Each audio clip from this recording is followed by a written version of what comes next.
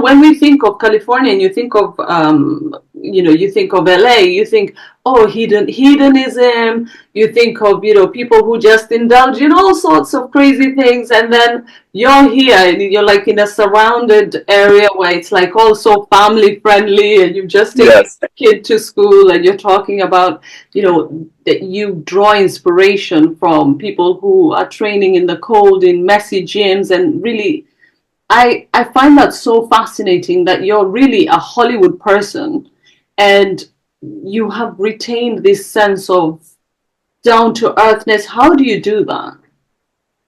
Well, when you're around a lot of these celebrities and you're around a lot of the Hollywood world, I guess, is where everybody is trying to get the next best thing. And things will dry up here and there. It's right. It's feast or famine in our industry. And right now it's kind of like we're barely breaking free out of this writer's strike that we had for a long time. Mm-hmm. And a lot of things have shifted. It's been very difficult, but I think for me, it's always been going back to the source. What is it that you were doing before you started doing the thing you're doing now? What is it that grounded you? What is it that made you humble? What is it that it's always been martial arts for me? So I just pivot, Mm-hmm. and even though I work in the industry as an actor, as a stunt performer, as a fight coordinator, I always make time for my first love, and that is martial arts. I still go train as a student. I have to find a teacher that I can look up to that will push me and that will show me things that I haven't done before or will keep me accountable. And I think that's what it is finding, again, a mentor, finding a group of friends, finding a place that keeps you accountable and keeps you humble and keeps you down to earth and rooted, Mm-hmm. right? Because it's all about if you're unrooted from your foundation, from where you come from, then Yeah. you've lost all sense of who you are. You're no longer that person anymore. You're now like a distant reflection of who you used to be. So always go back and always feed your soul of what it was that brought you to where you are. Yeah. The the the thing that makes a martial artist or makes an athlete is the training. It Mm-hmm. doesn't matter how many techniques you know. You can have 1,000 techniques, but if you have one good technique or one good place that could nurture that right, it's like being a child. When you first see something, you're just enamored by it. You go, wow, this is so exciting. You see it with a child's eye, right? You see it with new eyes. I think if you see martial arts or you see yoga or Pilates or lifting weights again, and you're constantly reinventing the way you do things, Mm-hmm. I think that is what keeps you humble and what keeps nurturing that humility is by always learning from as many different sources as possible. So nice. Yeah, that's home for me. That's raised out here. Oh, this is home. So you've always lived in LA.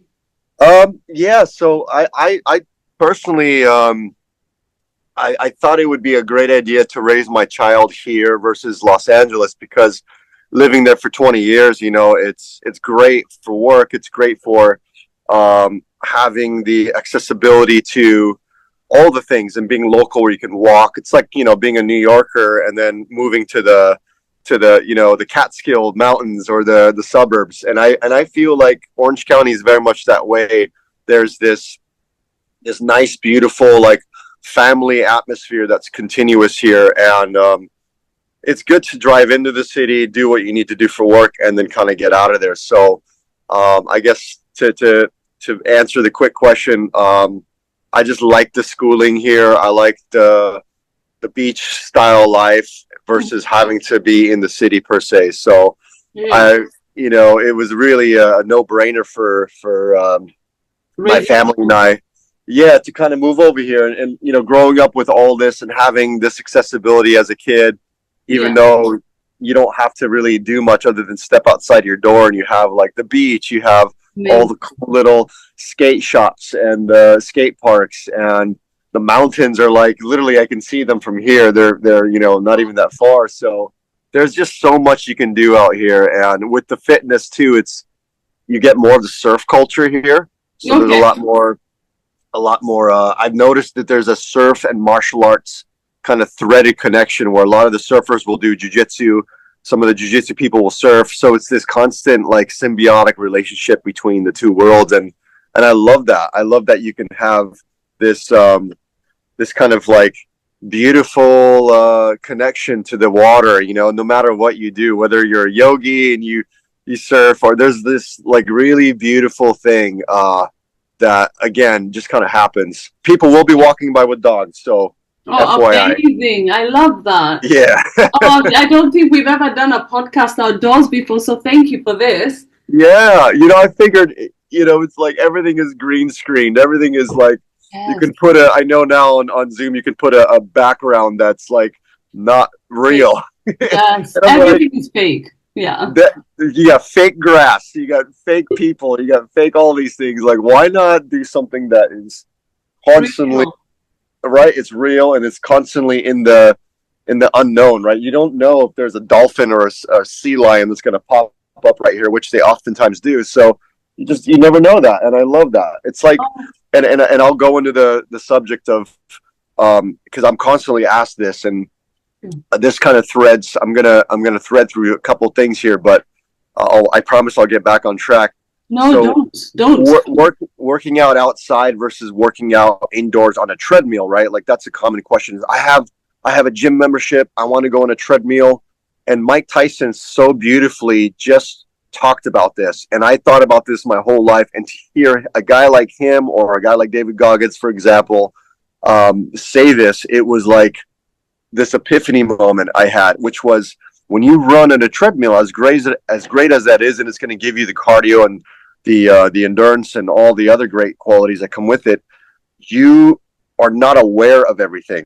Hmm. And when I run outside, or when you run on the sand, or when you run in a place like this, you're constantly aware of everything around you. Even if you have your earphones on, you're listening to some music, you're still very much aware of the rock or the little twig or the leaves, or you're aware of, oh, hold on, you know, wildlife just went past me, and literally across the street from here, within a walking distance, stone's throw away, there's the wetlands. So you have the ocean here, you have the marina here behind us, and then you have the wetlands, which is completely untapped natural resources. There's coyotes that live there. There's rattlesnakes. There's all that stuff.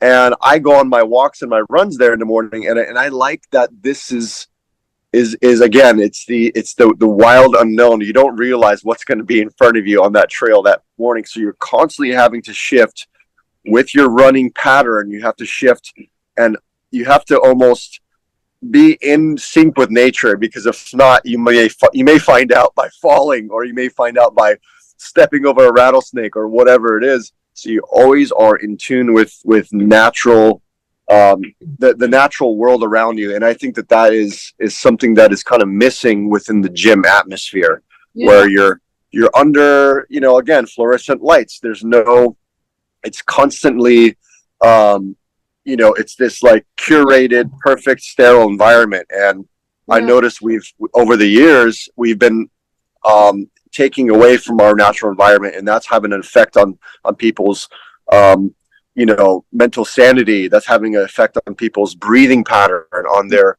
you know, because when you're inside, you don't tend to, right? What's the first thing you do when you step outside and you have this beautiful, serene environment? You just go, Yeah. wow, like you take it all in. And I think naturally, instinctually, that's within us all, and we just kind of fail to do that because we're, you know, you go to the front desk, you scan your little membership card, you go on your little treadmill, there's people watching you, so you tend to kind of put on this almost like an act.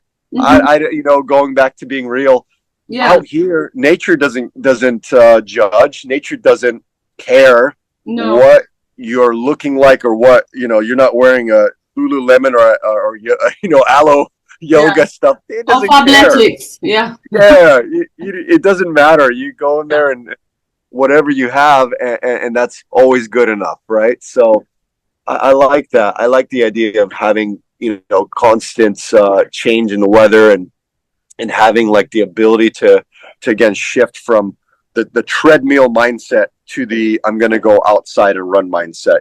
Yeah. You know, it's difficult to surf in a manufactured surfing environment, right? Like they have a couple of indoor surf places, which are cool if you live in a part of the world that is constantly freezing cold. Or, but the point is that when you don't have a manufactured mindset, when you don't have a manufactured place that is already in control of your thought for that particular time and space and moment, then it's again, you have this ability to be your true authentic self, right? Like that mindfulness is always there when you're running outside, when you're surfing, when you're on a skateboard, all those things. So my message is to always be an advocate for training outside, for doing stuff inside. Clearly there's a time and place for that, but be outside, be exposed to nature as much as possible. And that in itself is going to give you always the better workout and the better mindset characteristic that you can take on and apply to the rest of your week. Oh, wow. I feel like you've answered a deep question for me, actually, because I was literally thinking, should I rejoin the gym? And so Yeah, I was thinking, I used to do reformer Pilates on the bench, sure. that machine, and I loved it so much that I've been thinking, okay, if I need the gym for that. But Yes. it's the same problem where, for us, especially if you live in London, it's all you're inside your house so much of the time, or on the tube, or in a bus, and then you go to another building, and our time in nature is so little, even though we have these amazing parks. And so you've actually reminded me just how much I'm missing that. Do you think there's a way to get the type of workout you would get in a reformer Pilates outside? But Absolutely. I mean, I know that because we Hallie and I just used her. She has a reformer that's travel, where you can literally put it in a suitcase and travel around with it wherever you are and set it up. So it's a little bit of space in your car, I guess, if you're going to travel to the park. But you can actually take this portable Pilates machine, and I used it myself. And I'm, with my Pilates background, it's kind of scattered throughout my fitness career, but I love those big, nice, beautiful wooden reformers, and you're in this ambiance, and it just feels like, wow, I'm going somewhere. There's a ceremony to get in my car, to go to this thing, to do that.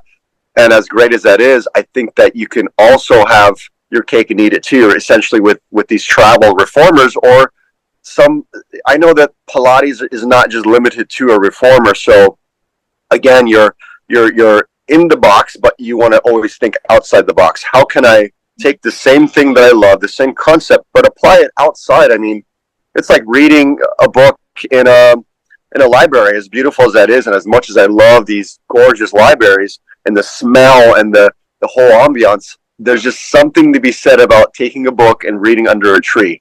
And I actually did that yesterday for the first time in a while. It's been a while, and I was at the park with my daughter, and I thought, oh, you know what? Hold on. I have a book in my car. I purposely keep it there, that particular one, in case moments like this, become you get available. I'm like, wait a second. She's having a great time playing. Mm-hmm. I'm going to go and do that for myself for at least 20 minutes and just sit and read under a tree. And it was the most incredible, profound experience that I've had in a while. So definitely going back to your question, like, yeah, I think you could still do Pilates. You could still do yoga outside. I mean, yeah, it's cold, but you can bundle up.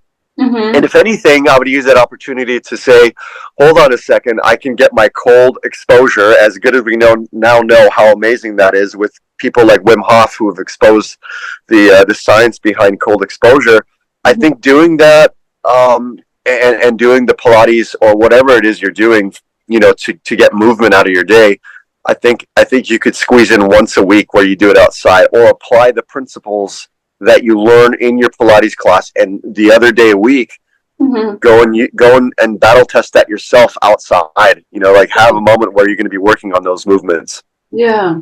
Oh, it's such a very interesting thing that you have added into our fitness regimen.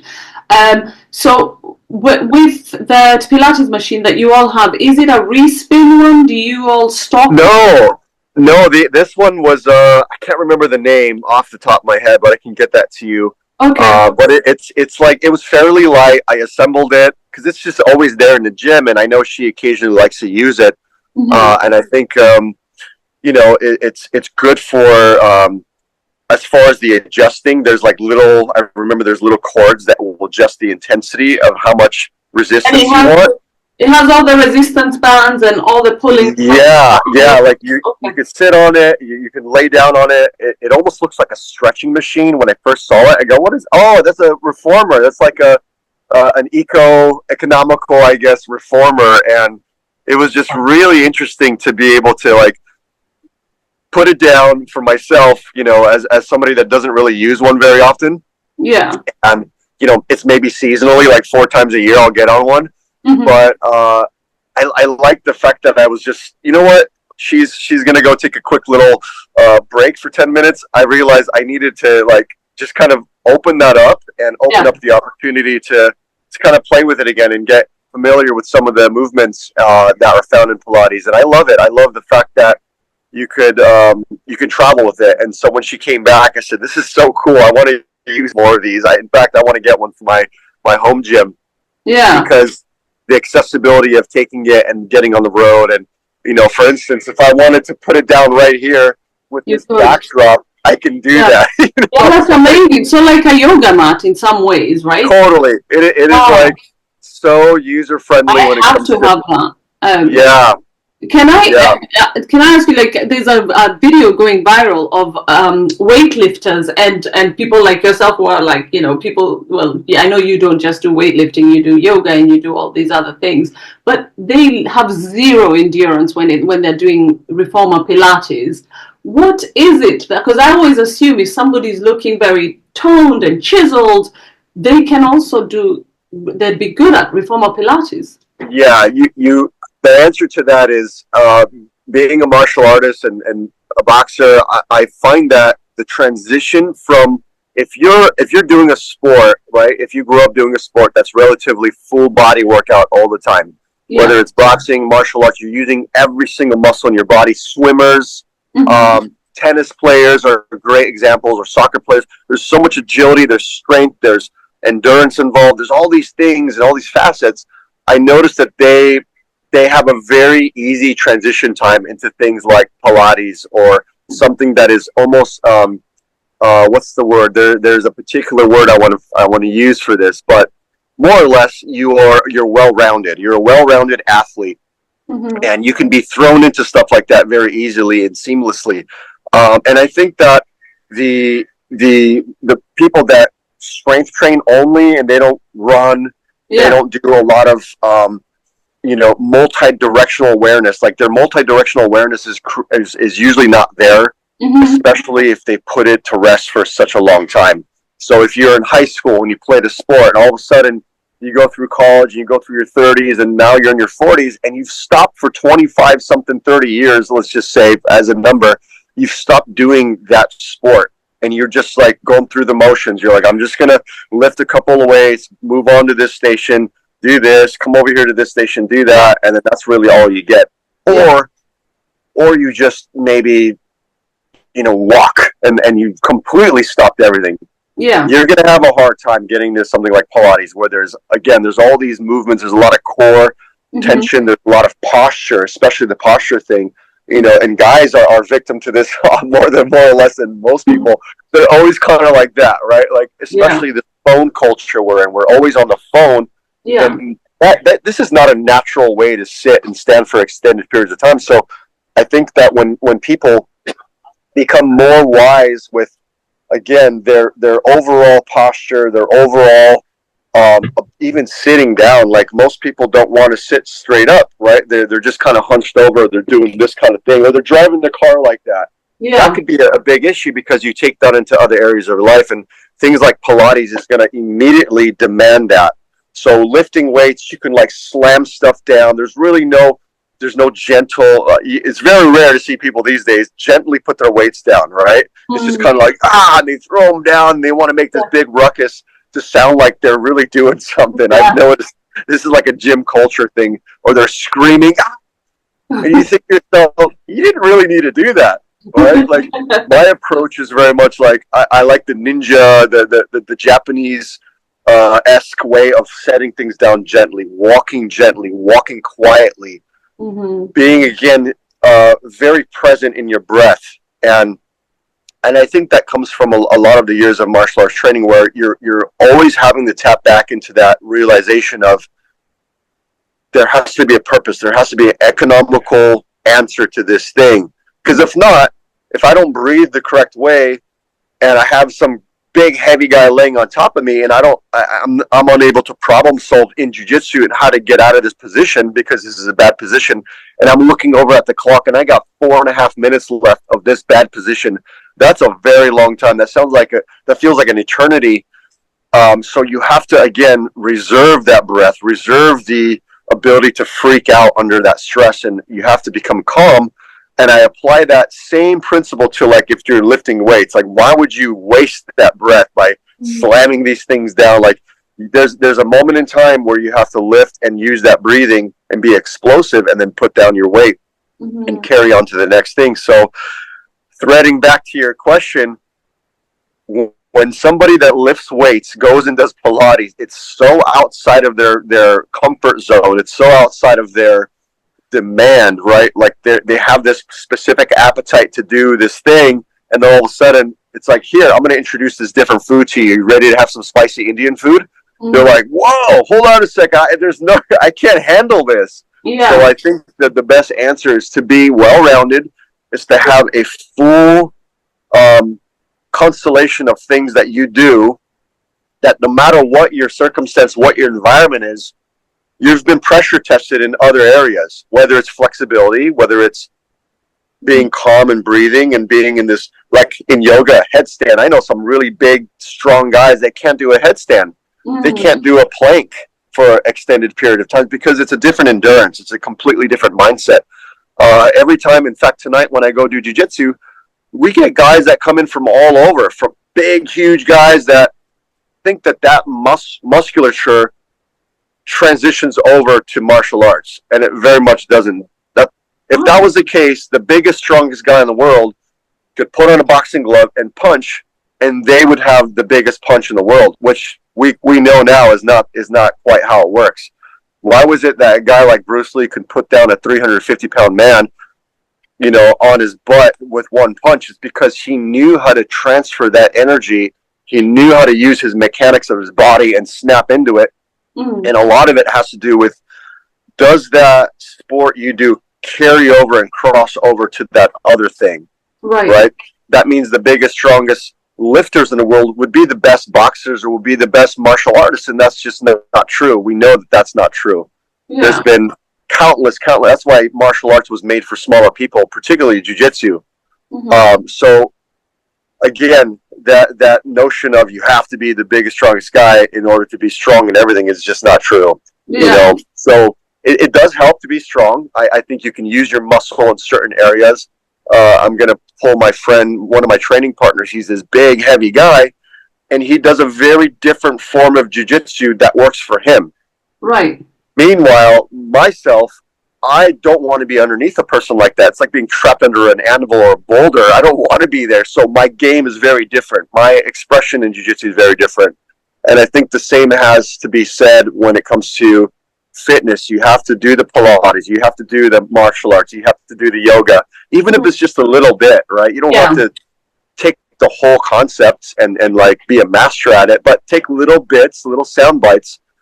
Be very good at a lot of little things. Right. I guess is the best way to explain it. So that's my approach to fitness, is be good at a lot of little things. So that way when your friend goes, hey, what are you doing this weekend? You're like, oh, I don't know. Like, I kind of want to go work out. I want to go on a hike, or I want to do a Pilates class, or I want to go and do I've never tried a reformer. All of a sudden you don't go in there and get your butt kicked so bad where you can't walk for a week. Yeah. So it's like, let me be able to be well versed in all these little areas, right? It's like actors, they have to be good at dramatic scenes. They have to be able to do fight scenes. They have to be able to do comedy. They have to be able to do all these little things and be able to be the improv that it takes in order to be a good actor.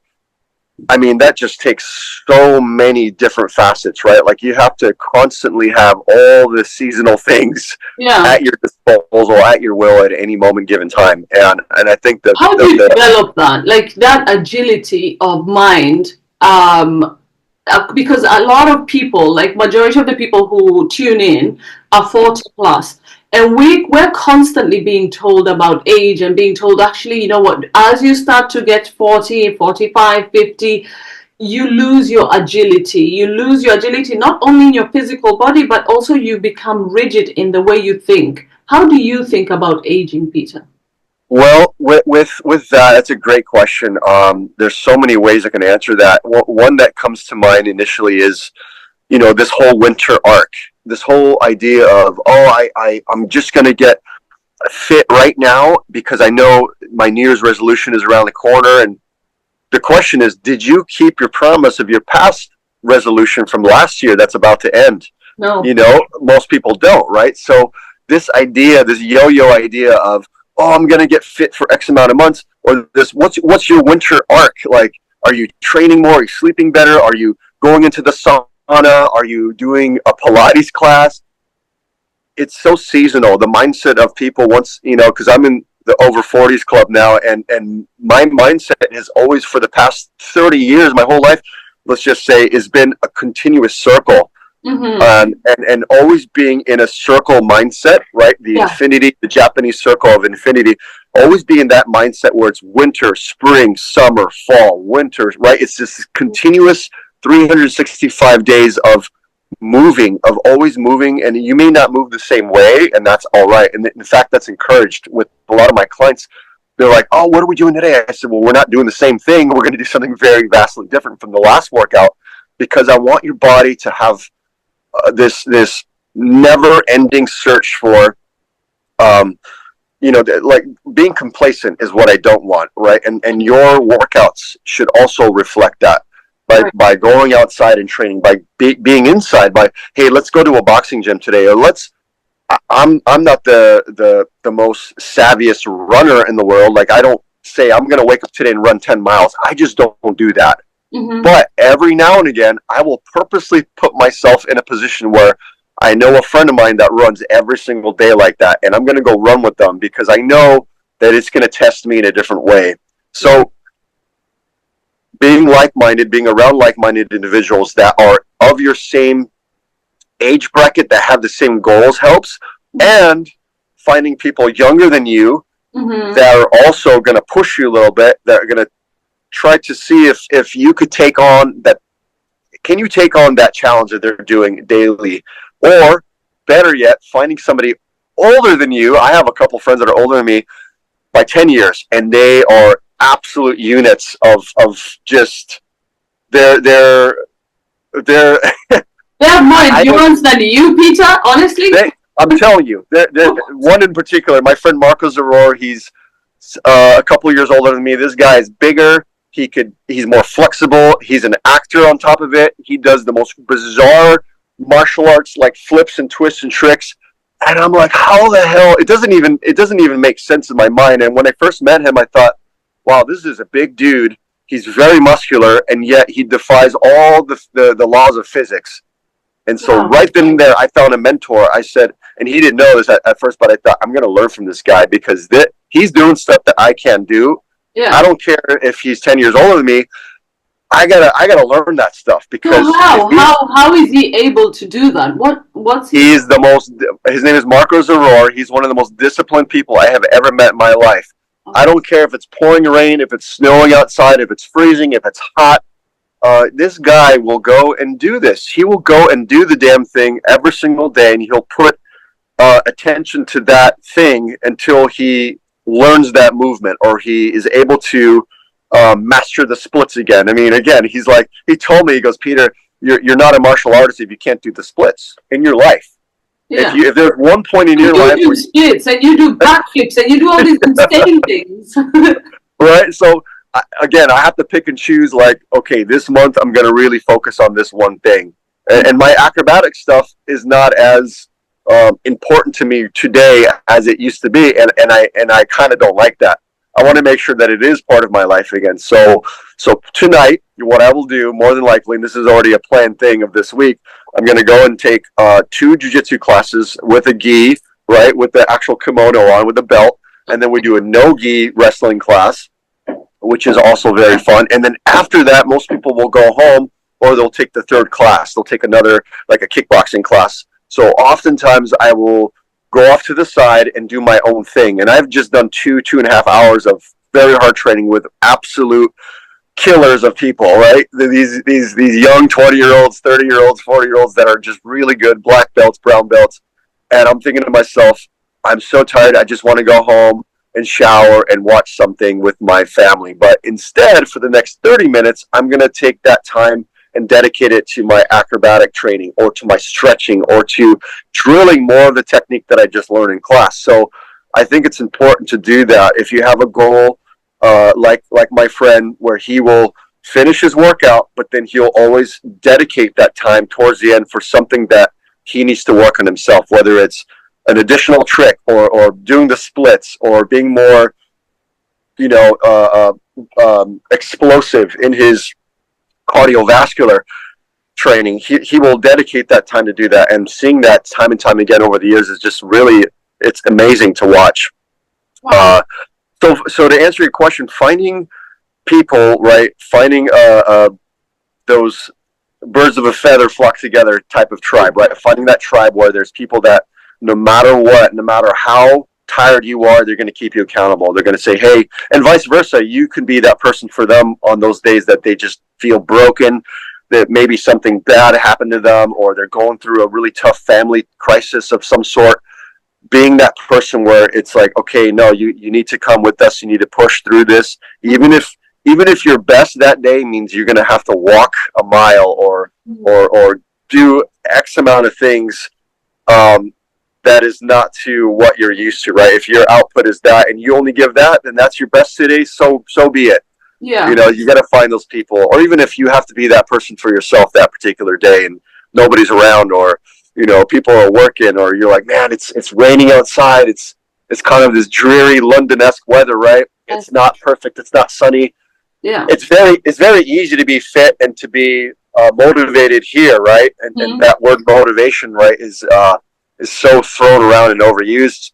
But can you be motivated in rain? Can you be motivated when it's cold outside? Can you be motivated when you have to get into the tube and go to the gym that way? And there's all these little things that are in your way. If anything, I think living in colder weather makes you more resilient, makes you more robust as a human being. And anything else you do, it's just going to make you that much more tougher. Like one of my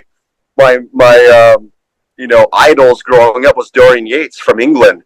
I mean, the guy there was nobody in the bodybuilding world that was better than this guy at the time, and he just destroyed everybody for years and years and years. Mr. Olympia after Mr. Olympia, and there was a scene in his documentary called Blood and Guts, which you should check out. Okay.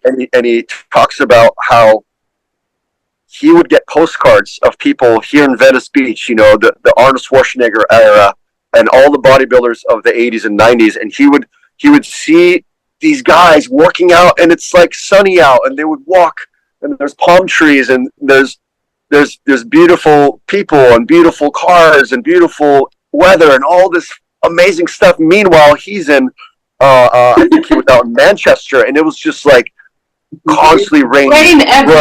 Every day. So his gym was literally called, I think, the Dungeon, and he would work out. Sorry, the Temple.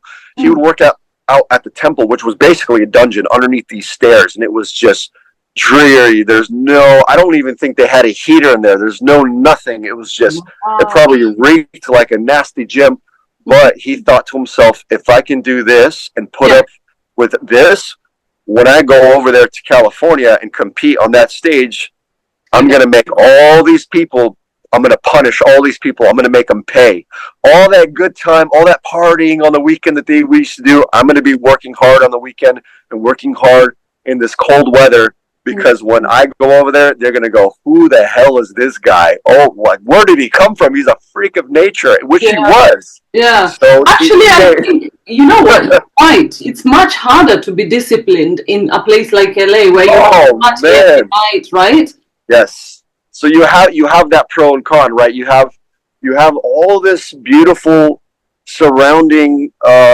It's picturesque everywhere you go. You have everything under the sun. How do you use it? Do you use it Yeah. to will your way into something that Indulge. is a goal, Yeah. or do you indulge in it and do you become a bit of a unfocused person? Right. It's all about how you act upon Yeah. those things that are given to you. So, yeah, I I love think what that you said about because when we think of California and you think of you think of LA, you think oh hedonism, you think of people who just indulge in all sorts of crazy things, and then you're here and you're like in a surrounded area where it's like also family friendly, and you just take yes, a kid to school, and you're talking about that you draw inspiration from people who are training in the cold in messy gyms and really I find that so fascinating that you're really a Hollywood person and you have retained this sense of down to earthness. How do you do that?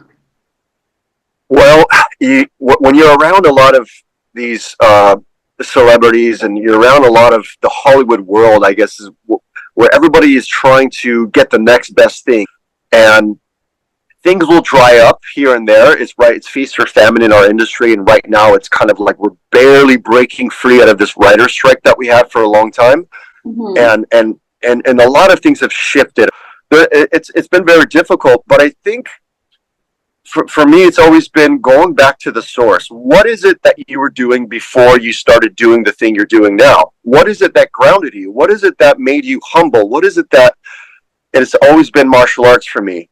So Mm-hmm. I just pivot, Mm-hmm. and even though I work in the industry as an actor, as a stunt performer, as a fight coordinator, I always make time for my first love, and that is martial arts. I still go train as a student. I have to find a teacher that I can look up to that will push me and that will show me things that I haven't done before or will keep me accountable. And I think that's what it is finding again a mentor, finding a group of friends, finding a place that keeps you accountable and keeps you humble and keeps you down to earth and rooted, Mm-hmm. right? Because it's all about if you're unrooted from your foundation, from where you come from, then Yeah. you've lost all sense of who you are. You're no longer that person anymore. You're now like a distant reflection of who you used to be. So always go back and always feed your soul of what it was that brought you to where you are.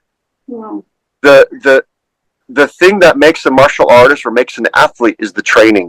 It Mm-hmm. doesn't matter how many techniques you know. You can have 1,000 techniques, but if you have one good technique or one good place that could nurture that right, it's like being a child. When you first see something, you're just enamored by it. You go, "Wow, this is so exciting." You see it with a child's eye, right? You see it with new eyes. I Mm-hmm. think if you see martial arts or you see yoga or Pilates or lifting weights again, and you're constantly reinventing the way you do things, Mm-hmm. I think that is what keeps you humble and what keeps nurturing that humility is by always learning from as many different sources as possible and being again that person that continually sails back to where you come from, and whether it's going back and visiting your hometown, visiting where you come from, visiting your parents, your grandparents, looking around and going, man, like I made it back. Because we're always like, at least this is for me. When I was a kid, I always wanted to run away from here, even though this was in my backyard, right? The surf Yeah. culture, the skateboard culture.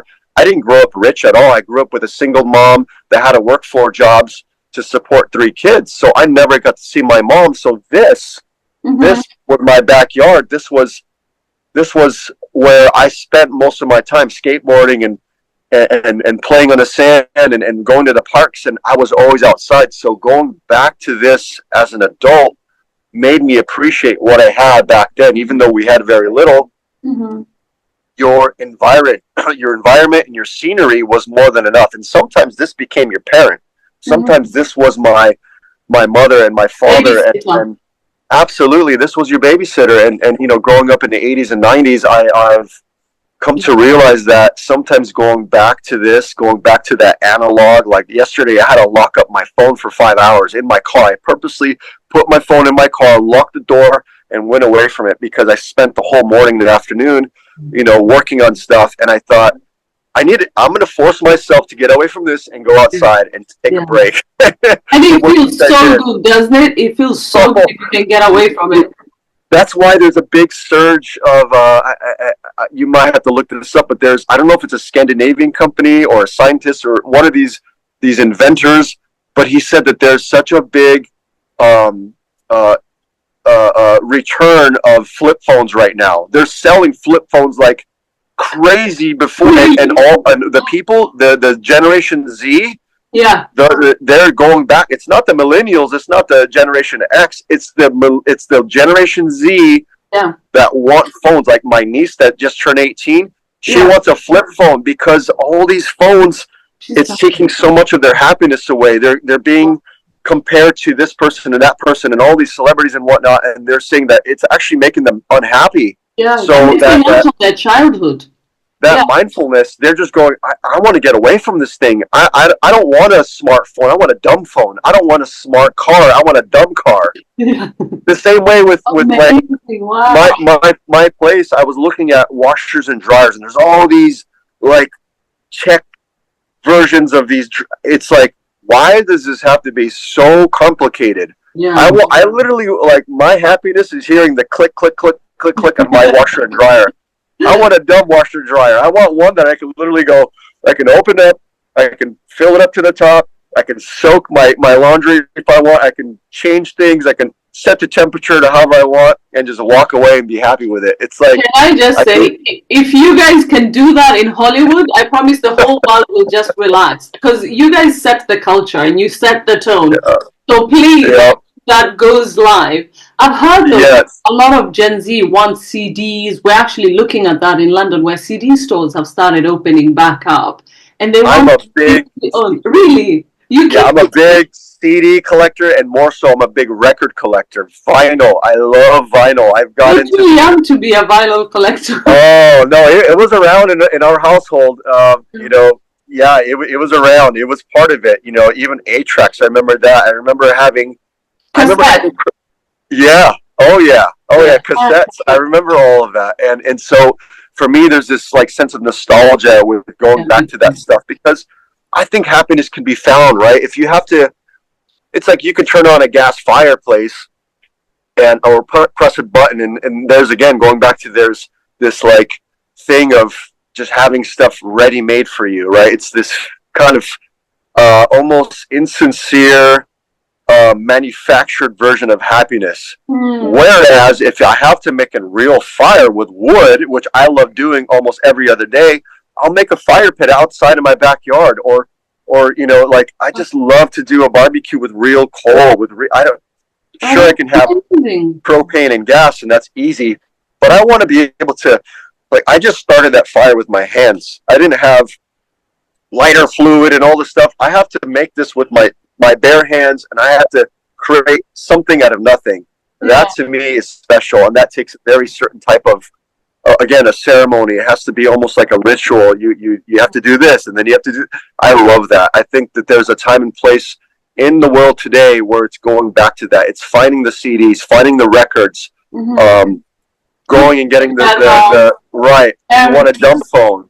Yeah. I know people literally ripping out their what is it, Alexa and Siri out of their house. Like they don't want that anymore because it's taken away the gratification and the happiness of having to do certain things. Yeah. Like we've been doing for hundreds of years, if not thousands of years. Yeah. It's funny you say that because as someone who works in social media and media, people assume that my daughter is exactly like me. But actually, even though she's turning 14 in February, she's not on anything. Like her phone, she's not on the phone, none of that. I And want to shake her hand and give her a high five. Oh my honestly, God. everyone texts me, how does she, because if I take her out now, there's no book she hasn't read. She's so into books. If I pick her up all the time, she tunes me out because she's busy reading books. If you ask her who are your biggest stars, she'll tell you all the authors.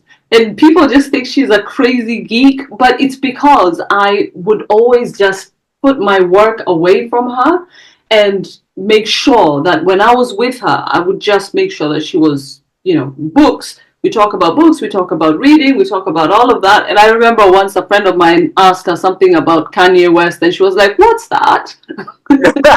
I never heard of her. Yeah. You're like, actually, what is that? Oh my gosh, that is hilarious. Yeah, she's my hero. I'm sorry, your daughter is my hero. And again, there's that duality, right, of being in the know, but also being able to walk away from it. And again, locking your phone away in your car and being with real people, having real conversations. That's why I like doing stuff like this, because doing an interview, when I hear the term interview, that is not a natural way to communicate. That is not a natural human way of communicating. Like, that's not how people talk. Yeah. People talk by having a conversation, right? So if you're doing a podcast, if you're doing something that's just so organic, you can be yourself. You don't have to put on this weird stigma, right? And pretend I'm a journalist, pretend I'm a journalist. Exactly. One of my favorite of all, and I will watch this religiously throughout, like at least once every other month, I'll watch this just to remind myself. And it's this how in the world Bruce Lee at the time, being at the top of the world, how did he take his stardom and be so humble? And there was a Pierre Burton was his name, and it was I believe a Canadian reporter, and they were interviewing Bruce Lee, and it was this moment under the sun for Bruce Lee where he sat there, and people probably thought that he was going to give this like very structured, regimented answer to things, but he was himself, and he was so organic and relaxed, and he had so much charisma, but he was so honest and truthful to himself for every single thing that he answered, and it was just, it's beautiful to watch. It's like watching a Mandarin film, man, without sound, right? Like, there's this beautiful artistry that happens, and people like him, I take so much from, and I look at that and I go, wow, if there was anybody to resemble, this is the answer. And you look at his son, Brandon Lee, how he did interviews later on, and he did it in his own way. He wasn't like riding the coattails of his father, because he very much wanted to be his own person.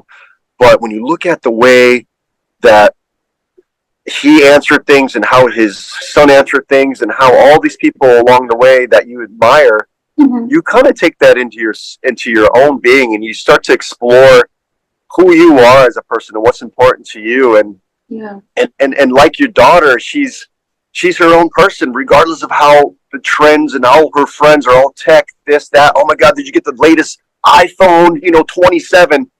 I'm like, nowadays, like, my cell phone that I'm doing this on, my whole screen is cracked. My phone is like, I have 4 years. I think I have a 14 or 13. I can't remember anymore. I got a 14 or 15, let's just say. And it's an older iPhone, but it works. Yeah. It's cracked because I left my phone on the top of my car as I was getting well, it looks pretty good. As you guys are, and it works. So yeah, I'm gonna go get one, but I'm gonna, I call my phone the Terminator. It like keeps coming back no matter what happens to it. I think Apple are gonna shut it down. But exactly, like, people are not buying any phones anymore. Right. So going back to like people like your daughter, I admire her. She's my hero, because even all this tech, she probably doesn't care for that really much. She would rather be interested about what's the next book that's coming out from her favorite author. And people like her, or people like Christian Bale, a big A-list celebrity. I mean, this guy is one of my favorite actors, but what is more amazing about a guy like him is that he drives a 2001, if not a year 2000 Toyota Tacoma pickup truck. He bought it cash. He's British, isn't he? And he is, and there's people that will criticize him, like, this guy is a multi-millionaire. Why is he not driving like a Maserati or a Ferrari or Porsche or whatever? He doesn't need to. Yeah. That car gets him from point A to point B. It's a reliable car. It's the most reliable car on the planet. And he drives that. In fact, so much so that inspired me to get a Toyota 4Runner, which I love. It's like my Oh, favorite thing ever. And I thought to myself, I'm going to buy this Toyota 4Runner brand new because I know I'm going to give it to my daughter. It's going to yeah. be like They a last father daughter forever. car, and They last forever. they're the samurais of all cars. They're the best. They're so engineered well, and I'm not getting paid from Toyota to say this, but they're incredible. And the story of Christian Bale really inspired me to go, wow, you know what? Here's a celebrity that Hmm. has millions and millions of dollars that can buy whatever he wants, but yet he goes and does that. So that speaks volumes to me. That tells me about who he is as a person. Yeah. And I'm going to go and buy one now because I can see there's a sincere behavior behind it. There's something that is very real and raw and visceral and beautiful about that. I actually And find so, that in a lot of British actors. I was thinking about this for like I'm doing like a training course to get my accreditation because again I realize there's a big difference between American media and British media, and we have like very strict regulations here, and so I wanted to make sure that if I'm podcasting with people and then they're saying certain things that I'm abiding by the regulations here. But so it made me realize, for example, even ageism. A story I'm working on is about ageism and realizing how like British stars are so different to American stars, where a woman isn't allowed to age. And you look at someone like Kate Middleton and all of the Helen Mirren, and it's all the big actors that are British. I feel just find a way to just be themselves, whereas that's kind of not a thing you see in America, in Hollywood. yes, you said that so beautifully and eloquently. There's, I think, a time and place, right? Like where you get to just truly be yourself. And even Brad Pitt, like people see Brad Pitt now, they go, oh my God, he's not the same Brad Pitt as in 10 years ago or 20 years ago. He doesn't look like he did in Fight Club or in Troy or his body or this or that or the other thing. I thought, well, duh, he's 20 years, 30 years old. like, what do you expect? Like, do you expect him to get all? And to each their own. But certain people really want to go under the knife, right? They want to get all this plastic surgery done and look a way that they're not. Yeah, And I find that again in a world where you're constantly being interviewed, you're constantly being told to do this, that, and the other thing. There's something beautiful about people that just say, you know what, yeah, like Gary Oldman or Daniel Day Lewis, they don't go and fix their teeth. They're method actors, or they're actors that don't care about that thing. Because if you're looking at that thing as an actor or as somebody that watches movies, you're looking at the wrong thing. You're missing it all. yeah. And I love when people are real and have lines on their face and have Mhm. scars and have Yeah, gray hair, and yeah, that's real. And to me, I think in today's film market, where you have AI, you have green screen, you have all this stuff that's just kind of flip flopping in and out of the industry. yeah, Something is going to happen, and I'm going to say this now, that all the independent stuff, all the indie films and the people yeah, that make indie films, that's going to be what's being sold, because now people are funding it themselves. If I'm producing something, I'm going to go find my own funding, and I'm not going to leave it in the hands of these big giant yeah. juggernaut production companies. I'll just leave the names out, but you can Yeah. But they that's have what's happening. People aren't interested anymore in yeah, manufactured artificial things yeah, because I feel like we've become more spiritual and we can sense actually this is someone I connect with. And I connect yes, with them because they've shown me something of themselves. They've revealed themselves.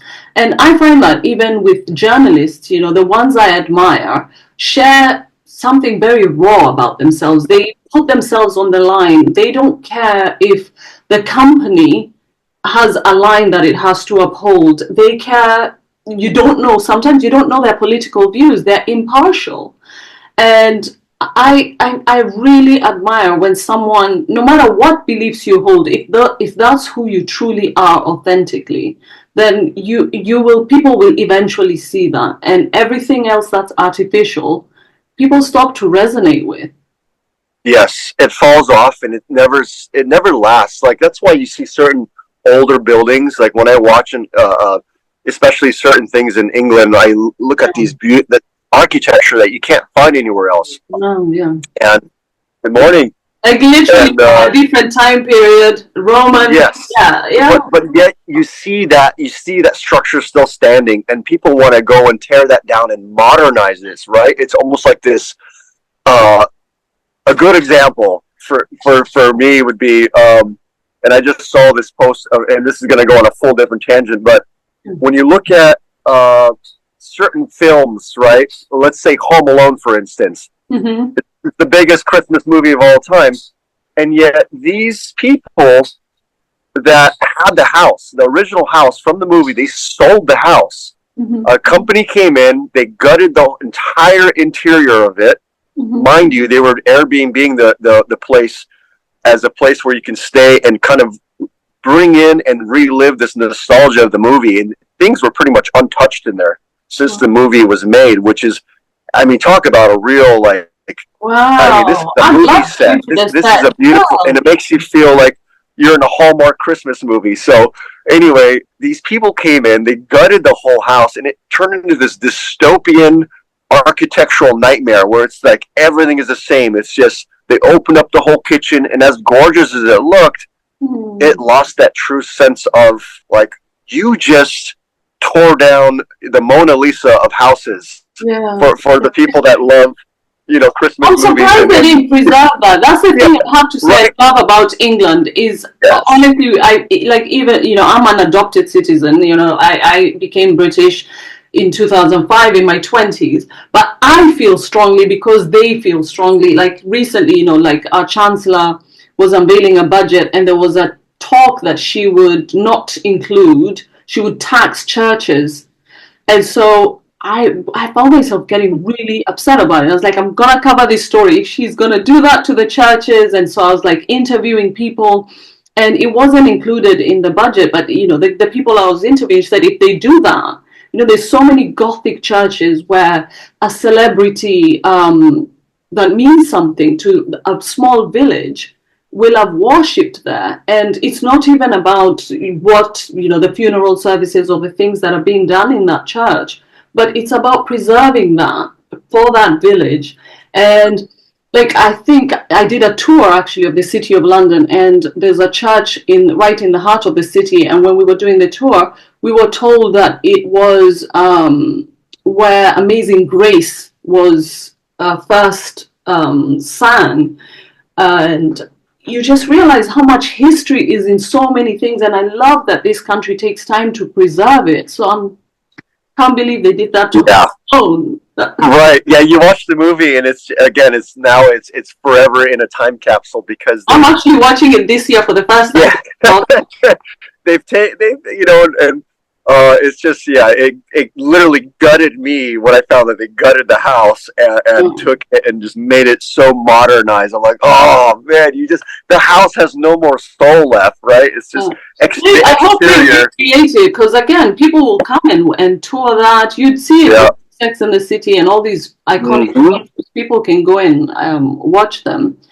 That's like saying, like whenever and hopefully soon I get to go to the UK, and I mean wherever I save things purposely on my phone because I go, God, I can't wait to see this. This looks like something out of Harry Potter. Come to find out that it was used in Harry Potter, and you're like, oh my God, I can't wait to physically see that because I'm a huge Harry Potter fan. So for me, it's always like, wow. You toured with Warner Brothers, right? I have not. So I've never been to the UK. Only to land in the airport. I was in Heathrow for a little bit. I accidentally got onto the tube from the airport. It took me on a ride, and I wasn't supposed to leave the airport apparently. Okay. So I accidentally went on a ride, and I got to see little things here and there. But as far as getting out and walking around in town, I didn't get to see that. Oh my gosh, you have to come. You have to come.